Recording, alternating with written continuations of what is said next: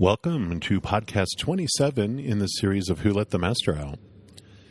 You know, as we're making our journey of letting our master out, we basically have two major coming outs in the process. Our first coming out is when we first realize that we can indeed step out of a life ruled by fear. We can take some deep breaths, question our fears with calmness, and set ourselves free from the confusion that fear brings us. But our second coming out is when we realize that we can step out of our physical bodies and out of our mental beliefs. You know, as we're born and we grow in these physical bodies, we are inundated by many opinions of how life should be and what every little thing means about our worth. This second coming out involves the realization that the world is full of opinions on what should or should not happen, and really who we should and should not be. And that involves defining gender roles, marriages and relationships between races, tribes, countries, how we should look, how we shouldn't look, how we should dress, what we should eat, what jobs we should have. It's an endless list of the should-bes. But they are opinions, many of them rooted in fear. Human minds will dig into these opinions as absolute truths because in the world of fear, we have a drive to feel in control. You know who you are. We're all that way.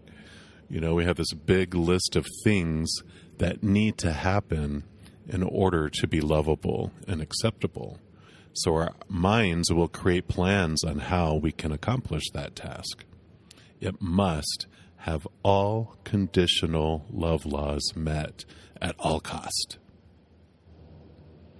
So in this external world, we create governments and organized religions in order to feel safe and to create the order our fear ego seeks to keep us in charge of policing all those conditional love laws it thinks needs to exist in order to not be rejected. Organized religions of all kinds each say that their religion is based on messages from their God. And they very well might be. Who can say? Most of the founding individuals of the religions are dead. Who knows what was said back then? Who knows what really happened? All we have left over today is what has been passed down by word of mouth and in writings from different languages that have been retranslated and written down and influenced by the perceptions of individuals. This second coming out can be scary for us because our fear ego will try to keep us in the game of fear, like we hired it to do. When we discover that we have the freedom to believe whatever we want to here, then we're set free from so much fear. We're able to see this world truly for the first time. We get to see what it really looks like. Love everywhere. Unconditional love everywhere. At some point, we're faced with making a decision on whether we believe the Creator of all things loves us unconditionally or conditionally. And if there was just one condition of its love for us, then it is conditional. Our worth is rooted in this belief. Everything hinges on this deep-seated belief. Conditional love brings a long list of stressful, fear-filled rules about who we are. But unconditional love frees us from suffering. We get to breathe in new life. We get to breathe in new air. My second coming out included stepping out of organized religion in pursuit of a personal relationship with the Creator. I wanted to have a fresh start and getting to know the Big Kahuna, and I was having a hard time doing that with the voices of religion trying to tell me who I was and who God was supposed to be to me. But it's not necessary for everyone. I just might have a little trouble focusing on two things at once. It's like living in a particular nation and realizing that we are actually part of a global civilization. We don't have to leave our country to spread love around the globe. We can stay right where we are and spread unconditional love to those all around us as we get to know the world. When we free ourselves from the rules of fear that have kept our true being suppressed, we allow ourselves to live our passion, not for the praise and reaction of others, but doing the things in our lives because we enjoy and love doing it. When I find myself constantly checking responses from people, what's my Facebook likes? What's my podcast data? What's my YouTube views? Blah, blah, blah. Then I know I'm investing my energy into others' reactions. When we do things like that, we're searching externally for the validation of our worth.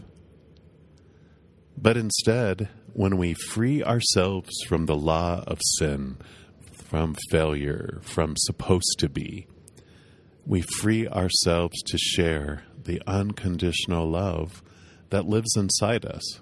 We can share that with the world in a way that is unique to us. Because we all have unique gifts to bring the world. When we live in fear, we try to mold our abilities into something other people will approve of because our fear ego is going to tell us we need that conditional love from external sources. But eventually, out of frustration, we become tired of trying to become someone who we are not. We grow tired of being chained down and suppressed. Our courage surges, and then we come out. We let our true being reflect unconditional love to the world in our very own special way. There is no one exactly like you on this planet. We need you. So be you. Be free. Next episode, we're going to talk about how our lives are impacted by our concerns of how others perceive us. It's a strong chain that keeps our master locked in the basement, so I really want to spend a little more time sharing some insights into it. But until then, break the cycle. Be free. Be big. Because we're all giants in a world full of giants who have been taught over and over again that we're weak and that we're small. But it's time to rise. It's time to let your master out.